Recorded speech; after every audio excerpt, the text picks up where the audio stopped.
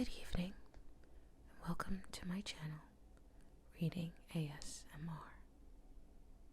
Tonight, I will be reading The Bluest Eye, a novel by Toni Morrison.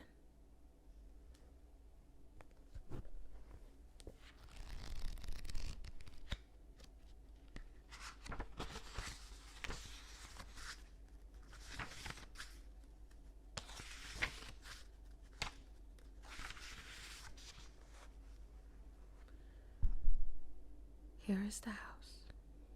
It is green and white. It has a red door. It is very pretty. Here is the family. Mother, father, Dick, and Jane live in the green and white house. They are very happy. See Jane? She has a red dress. She wants to play. Who will play with Jane? See the cat? It goes meow meow. Come and play. Come play with Jane. The kitten will not play. See Mother? Mother is very nice. Mother, will you play with Jane? Mother laughs. Laugh, Mother, laugh. See Father? He is big and strong. Father, will you play with Jane? Father is smiling. Smile, Father, smile. See the dog. Bow wow goes the dog. Do you want to play with Jane? See the dog run. Run, dog, run. Look, look. Here comes a friend. A friend will play with Jane. They will play a good game. Play, Jane, play.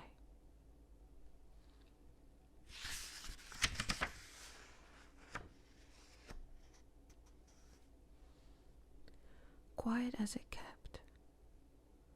There were no marigolds in the fall of 1941. We thought at that time that it was because Piccola was having her father's baby that the marigolds did not grow. A little examination and much less melancholy would have proved to us that our seeds were not the only ones that did not sprout. Nobody's did. Not even the gardens fronting the lake showed marigolds that year. But so deeply concerned were we with the health and safe delivery of Piccola's baby, we could think of nothing but our own magic. If we planted the seeds and said the right words over them, they would blossom, and everything would be all right. It was a long time before my sister and I admitted to ourselves that no green was going to spring from our seeds. Once we knew, our guilt was relieved only by fights and mutual accusations about who was to blame. For years I thought my sister was right. It was my fault. I had planted them too far down in the earth. It never occurred to either of us that the earth itself might have been unyielding.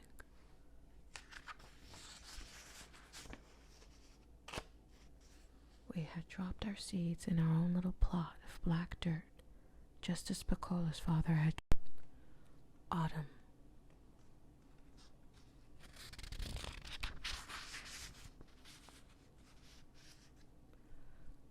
Nuns go by, quiet as lust, and drunken men and sober eyes sing in the lobby of the Greek Hotel. Rosemary Villanucci, her next-door friend, who lives above her father's cafe, sits in a 1939 Buick eating bread and butter. She rolls down the window to tell my sister Frida and me that we can't come in. We stare at her, wanting her bread, but more than that, wanting to poke the arrogance out of her eyes and smash the pride of ownership that curls her chewing mouth. When she comes out of the car, we will beat her up, make red marks on her white skin, and she will cry and ask us do we want her to pull her pants down. We will say no. We don't know what we should feel or do if she does, but whenever she asks us, we know she is offering us something precious and that our own pride must be asserted by refusing to accept. School has started, and Frida and I get new brown stockings and cod liver oil. Grown-ups talk in tired, edgy voices about Six Coil Company and takes us along in the evening to the railroad tracks where we fill burlap sacks with the tiny pieces of coal lying about. Later, we walk home, glancing back to see the great carloads of slag being dumped, red hot and smoking into the ravine that skirts the steel mill. The dying fire lights the sky with a dull orange glow. Frida and I lag behind, staring at the patch of color surrounded by black.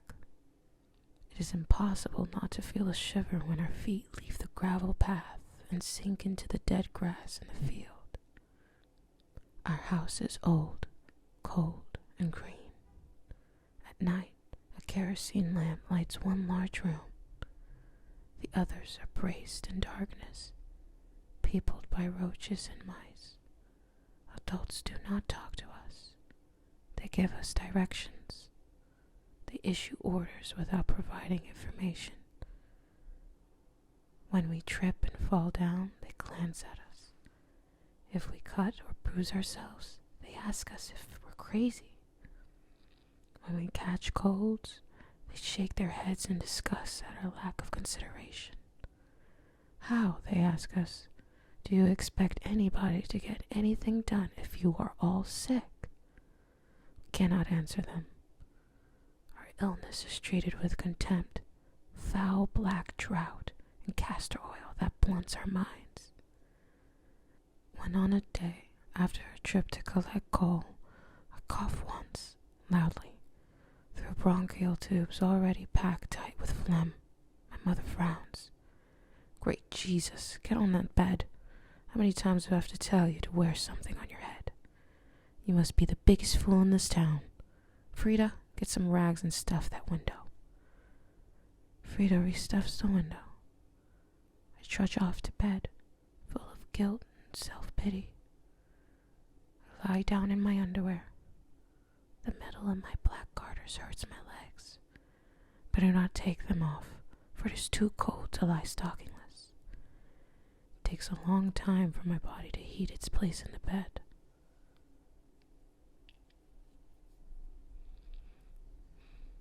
Once I have generated a silhouette of warmth, I dare not move, for there is a cold place 1/2 inch in any direction.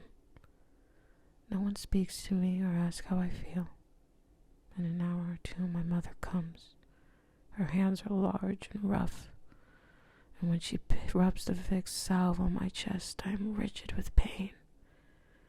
She takes 2 fingers, full of it at a time, and massages my chest until I am faint. Just when I think I will tip over into a scream, she scoops out a little of the salve on her forefinger and puts it in my mouth, telling me to swallow. Hot flannel is wrapped about my neck and chest. I'm covered up with heavy coats in order to sweat, which I do promptly. Later I throw up, and my mother says, "What did you puke on the bedclothes for? Don't you have sense enough to hold your head out of the bed? Now look what you did. You think I got time for nothing but washing up your puke?" The puke swaddles down the pillow onto the sheet, green, gray with flecks of orange. It moves like the insides of an uncooked egg, stubbornly clinging to its own mass, refusing to break up and be removed. How, I wonder, can it be so neat and nasty at the same time? My mother's voice drones on. She is not talking to me. She is talking to the puke, but she is calling it my name, Claudia. She wipes it up as best she can and puts a scratchy towel over the large wet place. I lie down again. The rags have fallen from the window crack, and the air is cold. I dare not call her back, and am reluctant to leave my warmth. My mother's anger humiliates me. Her words chafe my cheeks, and I am crying. I do not know that she is not angry at me. I do not know that she is not angry at me, but at my sickness. I believe she despises my weakness for letting the sickness take hold. By and by I will not get sick, I will refuse to. But for now I am crying. I know I am making more snot, but I can't stop. My sister comes in. Her eyes are full of sorrow. She sings to me.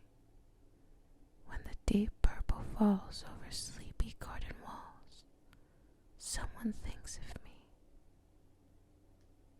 I doze, thinking of plums, walls, and someone. But was it really like that? As painful as I remember?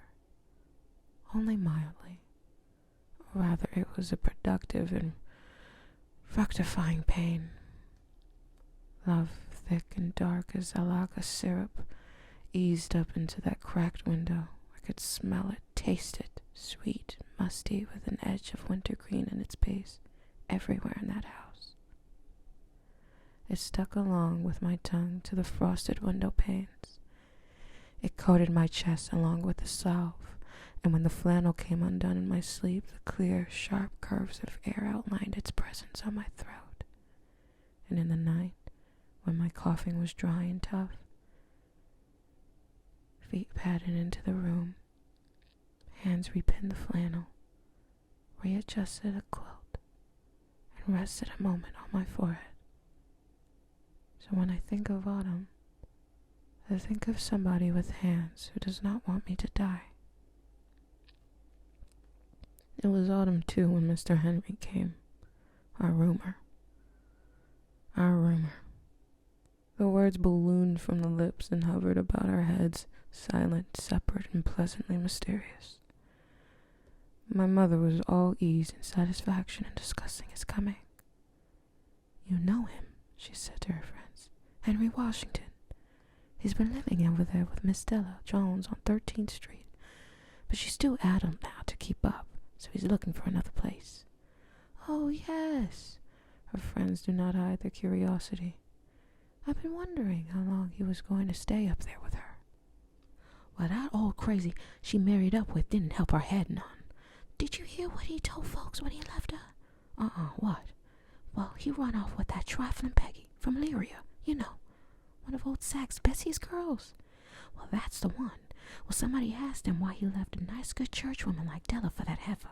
You know, Della always did keep a good house. And he said the honest-to-God real reason was he couldn't take no more of that violet water Della Jones used. Said he wanted a woman to smell like a woman. Said Della was just too clean for him. Oh, dog. Ain't that nasty? You telling me. What kind of reasoning is that? No kind. Some men are just dogs. Is that what gave him their strokes? Must have helped. But you know, none of them girls wasn't too bright. Remember that grinning Hattie? She wasn't never right. And their Aunt Julia is still trotting up and down 16th Street talking to herself. Didn't she get put away? No, County wouldn't take her. Said she wasn't harming anybody. Well, she's harming me. You want something to scare the living shit out of you? You get up at 5:30 in the morning like I do and see that old hag floating by in that bonnet. Have mercy. They laugh. Frida and I are washing mason jars. We do not hear their words, but with grown-ups we listen to and watch out for their voices. Well, I hope don't nobody let me roam around like that when I get senile. It's a shame. What they go and do about Delia? Don't she have no people? Her sister's coming up from North Carolina to look after her. I expect she wants to get a hold of Della's house. Oh, come on. That's an evil thought if I ever heard one. What, you want to bet? Henry Washington said that sister ain't seen Della in 15 years. I kind of thought Henry would marry her one of these days. That old woman? Well, Henry ain't no chicken. No, but he ain't no buzzard either. He ever been married to anybody? No? How come? Somebody cut it off? He's just picky. He ain't picky. You see anything around here you'd marry? Whoa. No, he's just sensible. A steady worker with quiet ways. I hope it works out all right. It will. How much you charging? $5 every 2 weeks. That'll be a big help to you, I'll say. The conversation is like a gently wicked dance. Sound meets sound, curtsies, shimmies, and retires. Another sound enters, but it's upstaged by still another. The two circle each other and stop. Sometimes their words move in lofty spirals, other times they take strident leaps, and all of it is punctuated with warm pulse laughter, like the throb of a heart made of jelly. The edge, the curl, the thrust of their emotions is always clear to Frida and me. We cannot know the meanings of all their words, for we are 9 and 10 years old. So we watch their faces, their hands, their feet, and listen for truth and timber. So when Mr. Henry arrived on a Saturday night, we smelled him. He smelled wonderful, like trees and lemon vanishing cream and new Nile hair oil and flecks of sensen. He smiled a lot, showing small even teeth with a friendly gap in the middle. Frida and I were not introduced to him, merely pointed out, like, here's the bathroom, the clothes closet is here, and these are my kids, Frida and Claudia. Watch out for this window, don't open all the way. We looked sideways at him, saying nothing and expecting him to say nothing, just a nod, as he had done at the clothes closet, acknowledging our existence. To our surprise, he spoke to us.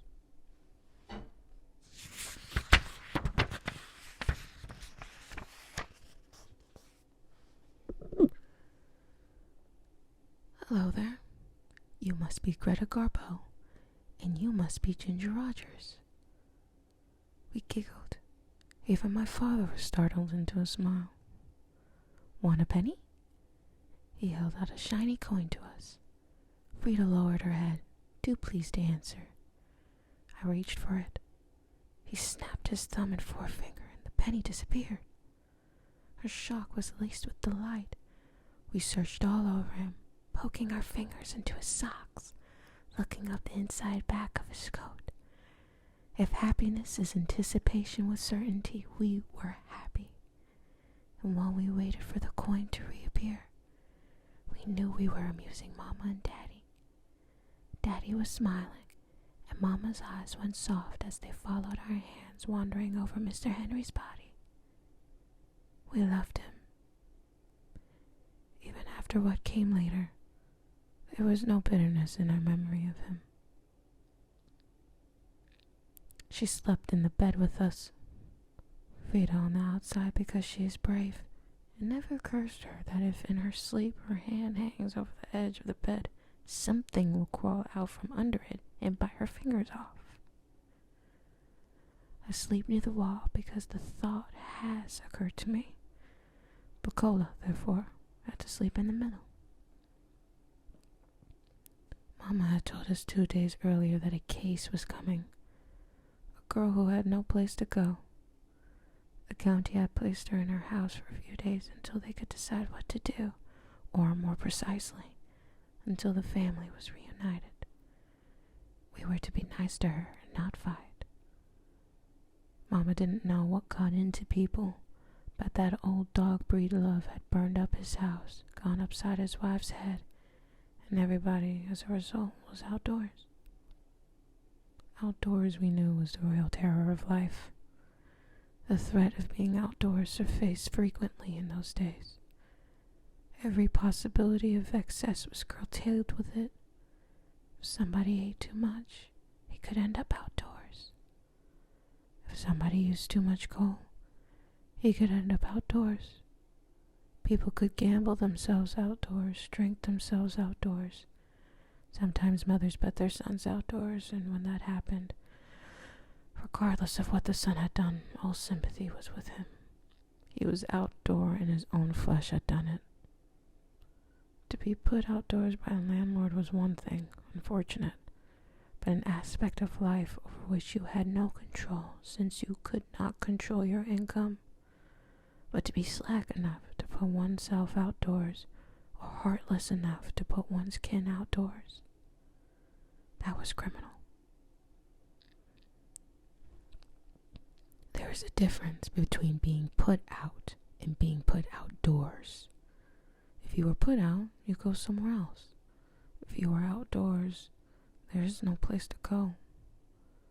The distinction was subtle but final. Outdoors was the end of something, an irrevocable physical fact, defining and complementing our metaphysical condition.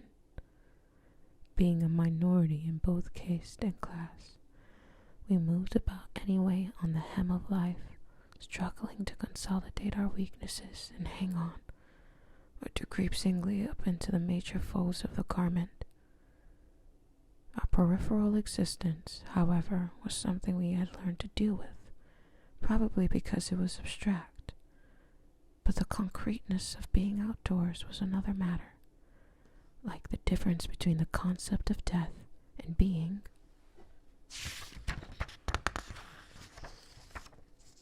In fact, dead. Dead doesn't change, and outdoors is here to stay. Knowing that there was such a thing as outdoors bred in us a hunger for property, for ownership. The firm possession of a yard, a porch, a grape arbor. Propertied black people spent all their energies, all their love on their nests. Like frenzied, desperate birds, they overdecorated everything, fussed and fidgeted over their hard-won homes, canned, jellied, and preserved all summer to fill the cupboards and shelves. They painted, picked, and poked at every corner of their houses. And these houses loomed like hothouse sunflowers among the rows of weeds that we were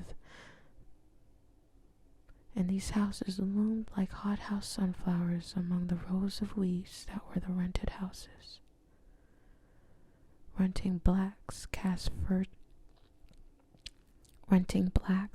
furtive glances at these owned yards and porches, and made firmer commitments to buy themselves some nice little old place. In the meantime, they saved and scratched and piled away what they could in the rented hovels, looking forward to the day of property. Charlie Breedlove, then a renting black, having put his family outdoors, had catapulted himself beyond the reaches of human consideration. He had joined the animals, was indeed an old dog, a snake, a radian. Mrs. Breedlove was staying with the woman she worked for.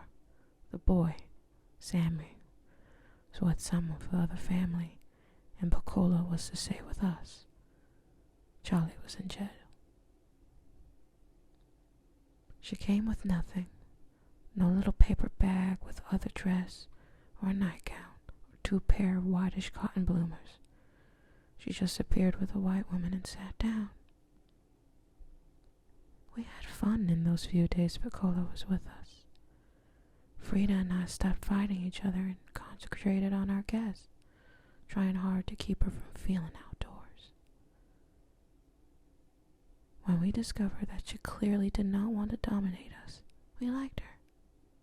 She laughed when I clowned for her, and smiled and accepted gracefully the food gifts my sister gave her. Would you like some graham crackers? I don't care. Frida brought her 4 graham crackers on a saucer and some milk in a blue and white Shirley Temple cup. She was a long time with the milk, and gazed fondly at the silhouette of Shirley Temple's dimpled face. Frida and she had a loving conversation about how cute Shirley Temple was. I couldn't join them in their adoration because I hated Shirley. Not because she was cute, but because she danced with Bojangles, who was my friend, my uncle, my daddy, and who ought to have been soft-shoeing it and chuckling with me. Instead, he was enjoying sharing, giving a lovely dance thing with one of those little white girls whose socks never slid down under their heels. So I said, I like Jane Withers. They gave me a puzzled look, deciding I was incomprehensible, and continued their reminiscing about old squinty-eyed Shirley. Younger than both Frida and Piccola, I had not yet arrived at the turning point in the development of my psyche which would allow me to love her. What I felt at that time was unsullied hatred, but before that, I had felt a stranger, more frightening thing than hatred for all of the Shirley Temples of the world. It had begun with Christmas and the gift of dolls.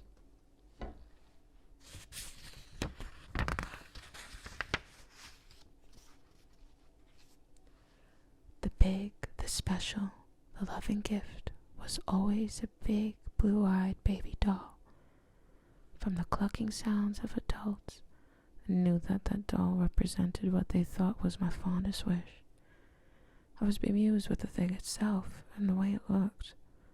What was I supposed to do with it? Pretend I was its mother? I had no interest in babies or the concept of motherhood. I was only interested in humans my own age and size, and could not generate any enthusiasm at the prospect of being a mother. Motherhood was old age and other remote possibilities. I learned quickly, however, what I was expected to do with a doll. Rock it, fabricate storied situations around it, even sleep with it. Picture books were full of little girls sleeping with their dogs. Raggedy Ann dolls, usually, but they were out of the question. I was physically revolted by and secretly frightened of those round moronic eyes, the pancake face, and orange worm's hair. The other dolls, which were supposed to bring me great pleasure, succeeded in doing quite the opposite. When I took it to bed, its hard, unyielding limbs resisted my flesh. The tapered fingertips on those dimpled hands scratched. If in sleep I turned, the bone-cold head collided with my own. It was a most uncomfortable, patently aggressive sleeping companion. To hold it was no more rewarding. The scratched gauze or lace on the cotton dress irritated any embrace. I had only one desire: to dismember it, to see of what it was made, to discover the dearness, to find the beauty, the desirability that had escaped me, but apparently only me. Adults, older girls, shops, magazines, newspapers, window signs, all the world had agreed that a blue-eyed, yellow-haired, pink-skinned doll was what every girl-child treasured. Here, they said, this is beautiful, and if you are on this day worthy, you may have it. I fingered the face, wondering at the single-stroke eyebrows, picked at the pearly teeth stuck like two piano keys between red bow-line lips, traced the turned-up nose, poked the glassy blue eyeballs, twisted the yellow hair. I could not love it, but I could examine it to see what it was that all the world said was lovable. Break off the tiny fingers, bend the flat feet, loosen the hair, twist the head around, and the thing made one sound. The sound they said was a sweet and plaintive cry, "Mama," but which sounded to me like the bleat of a dying lamb, or more precisely, our icebox door opening on rusty hinges in July. Remove the cold and stupid eyeball, it would bleat still. Ah! Take off the head, shake out the sawdust, crack the back against the brass bed rail, it would bleat still. The gauze back would split, and I could see the disc with 6 holes, the secret of the sound. mere metal roundness. Grown people frowned and fussed. You don't know how to take care of nothing. I never had a baby doll in my whole life and used to cry my eyes out for them. Now you got one, a beautiful one, and you tear it up. What's the matter with you? How strong was their outrage? Tears threatened to erase the aloofness of their authority. The emotion of years of unfulfilled longing preened in their voices. I did not know why I destroyed those dolls, but I did know that nobody ever asked me what I wanted for Christmas. Had any adult with the power to fulfill my desires taken me seriously and asked me what I wanted, they would have known that I did not want to have anything to own or to possess any object.